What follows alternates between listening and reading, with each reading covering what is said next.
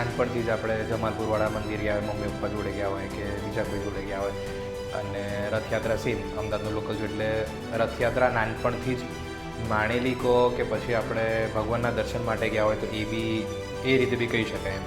એટલે નાનપણથી જોડાયેલા, ડાયરેક્ટલી ઇનડાયરેક્ટલી જોડાયેલા હોય એટલે ખબર છે રથયાત્રા શું છે, રથયાત્રાનો ભાવ લોકો માટે, લોકોનો પ્રેમ મંદિર માટે, લોકોની આસ્થા જે જોડાયેલી છે જગન્નાથ મંદિર માટે એ રીતે. હવે વસ્તુ કેવી છે કે આ રથયાત્રામાં છે ને ઘણા બધા લોકો, ઘણા બધા સમૂહો જોડાયેલા હોય છે. જેમ કે આપણે જોઈએ રથયાત્રામાં તો સંઘવાળા હોય છે, અખાડાવાળા હોય છે.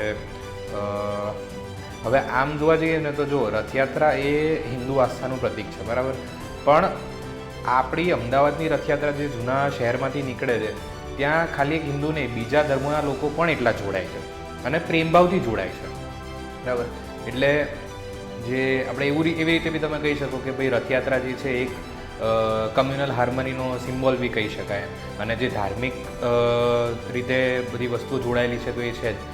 એટલા માટે ખાલી ધાર્મિક નહીં પણ ઐતિહાસિક અને સાંસ્કૃતિક વારસો પણ છે એ રીતે બી કહી શકાય.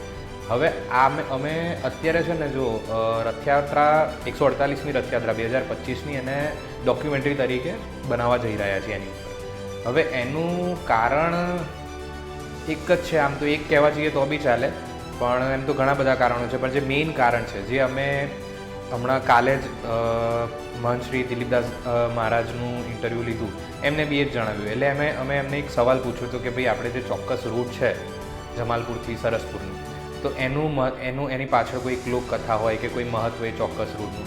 એટલે એમને એ વખતે એ જ જણાવ્યું કે ભાઈ જે તે સમયે 148 વર્ષ પહેલાં, 150 વર્ષ પહેલાં અરાઉન્ડ રથયાત્રા સ્ટાર્ટ થઈ, તો એ વખતે એક તો જે ધાર્મિક આસ્થા ને એ બધું તો છે જ, પણ બીજું એક એ બી હતું કે જે લોકો દાખલા તરીકે કે કોઈ માણસ અપંગ છે તો એ લોકો જે મંદિર સુધી પહોંચી નથી શકતા, તો એ લોકો બી ભગવાનના દર્શનનો લાભો ઉપાડી શકે. હવે એ વસ્તુ અત્યારે જો ડિજિટલ યુગમાં તમે જુઓ તો એ વસ્તુ પેલી રીતે તો હવે ચલો બધાની જોડે સાધન સામગ્રી આવી ગઈ, ગાડી આવી ગયા, બાઇક આવી ગયા, બધા લોકો ધારો કે ગુજરાતના હોય, વડોદરા, રાજકોટ, સુરતના લોકો, એ લોકોને મંદિરે જવું હોય કે જગન્નાથની યાત્રા, અમદાવાદની યાત્રાને માણવી હોય તો એ લોકો આવી શકે છે.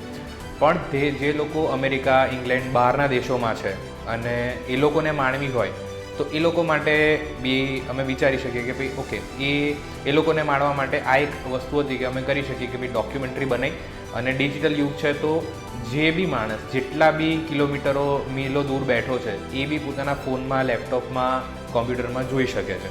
એટલા માટે અમારો આ સોલ મોટિવ એ જ હતો કે ભાઈ ડોક્યુમેન્ટરી બનાવવા પાછળ કે આને ઘર ઘર સુધી પહોંચાડીએ.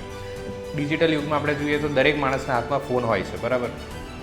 તો ફોનમાં અમે ધારો કે હજુ નક્કી નથી પણ ફોર એક્ઝામ્પલ અમે યુટ્યુબ પર મૂકીએ કે એવી રીતે કોઈ પ્લેટફોર્મ પર ડોક્યુમેન્ટરી મૂકીએ તો દરેક માણસ પોતાના ફોનમાં ભગવાનના દર્શનનો લાભો લઈ શકે છે. એટલે અમારો મેઇન મોટિવ તો આ જ હતો કે ભાઈ ભગવાનના દર્શન દરેક માણસ એક જગ્યાએ પોતાના ઘરે ગમે ત્યાં બેઠો હોય ત્યાં બેસીને દર્શનનો લાભો માણી શકે. એટલે હાલ પૂરતું તો એ છે. અને અત્યારે અમે એ જ KTF ફિલ્મ્સ, કનિષ્ક તેજુરા ફિલ્મ્સ છે એમની જોડે કોલેબોરેશનમાં કામ કરી રહ્યા છે ડોક્યુમેન્ટરી બનાવવામાં. અને સાથે રાજ્ય સરકાર અને જગન્નાથ મંદિરનો સહકાર પણ મળ્યો છે.